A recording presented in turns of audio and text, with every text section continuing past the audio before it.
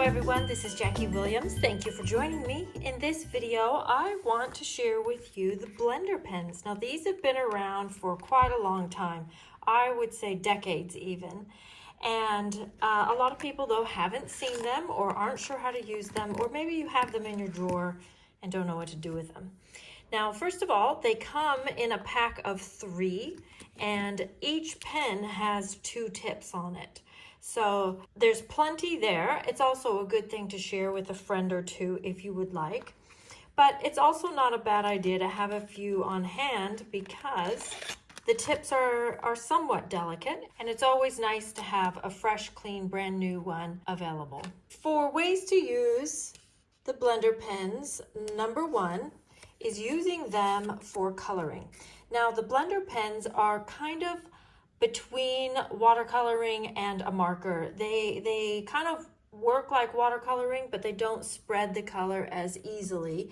And so it's kind of a little more of a marker look. So let's have a look at how that works. So for this sample, I'm going to use the trusty tools.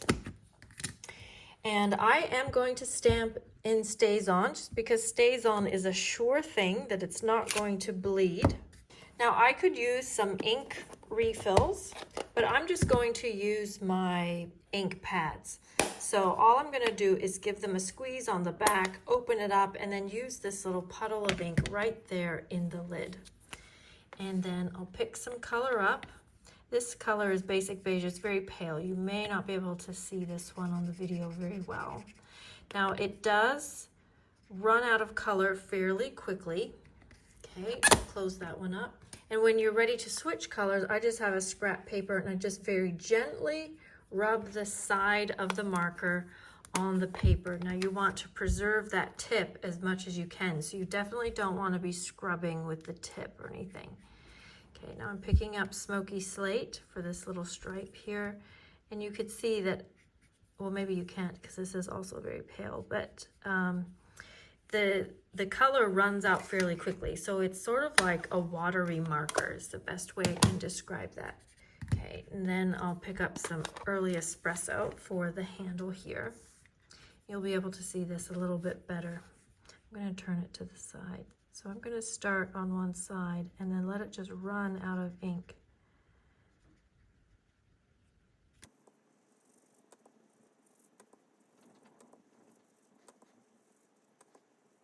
Okay, so for this color and this particular shape and size and my skill level, it's a little more of a patchy look, but I'm actually okay with that because it's a paintbrush.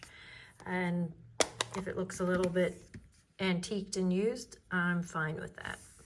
Okay, then I've got Blueberry Bushel. I'm just gonna add some paint onto the bottom of my brush.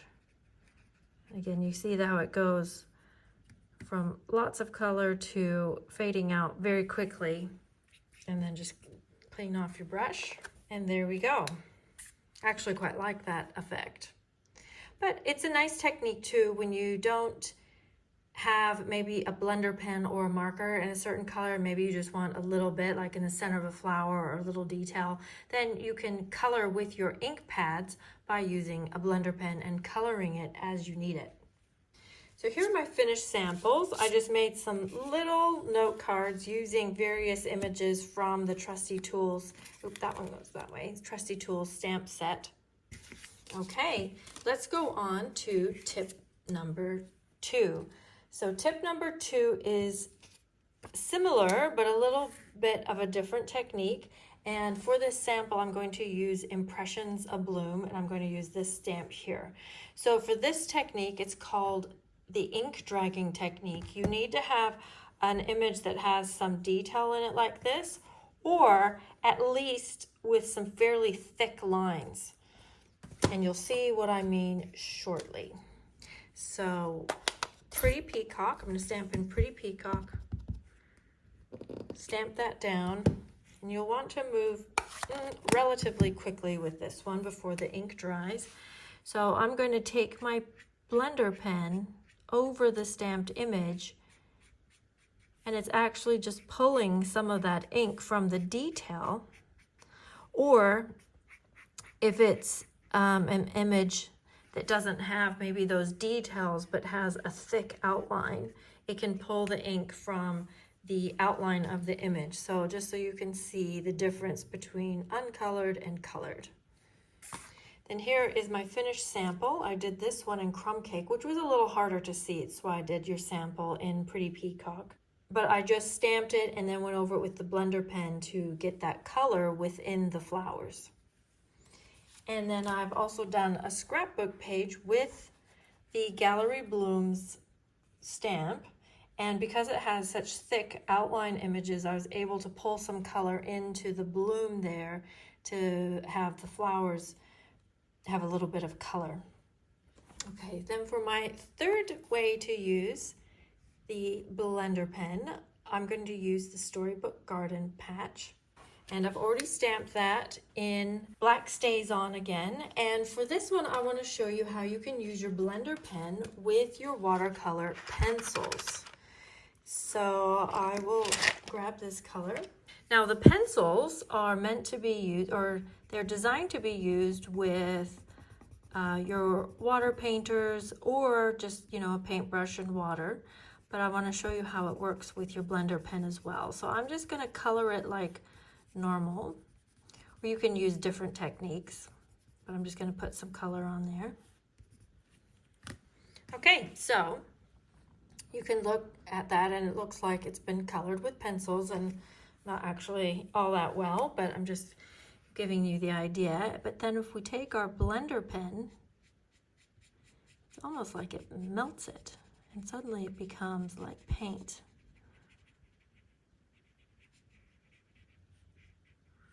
There we go. I'll do these lighter areas first.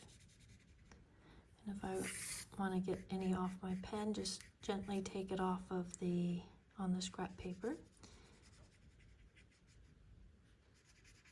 I can let this dry and add more layers or different colors if I would like to. Okay, and now it looks like it has been painted. And here's a finished sample for you. And all of these elements have been colored with watercolor pencils and the blender pen. And this one also has just a fun little pop-up element. Then I've made another sample with the brand new Charming Days stamp set.